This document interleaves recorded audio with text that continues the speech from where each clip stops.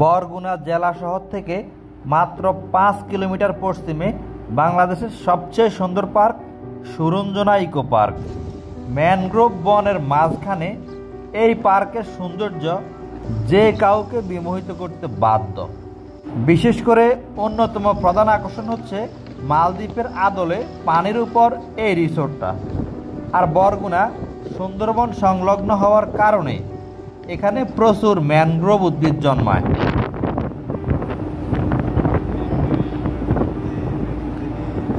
আর এসব উদ্ভিদে প্রচুর পাখির কুঞ্জন শোনা যায়। চাইলে কায়াকিংও করা যেতে পারে।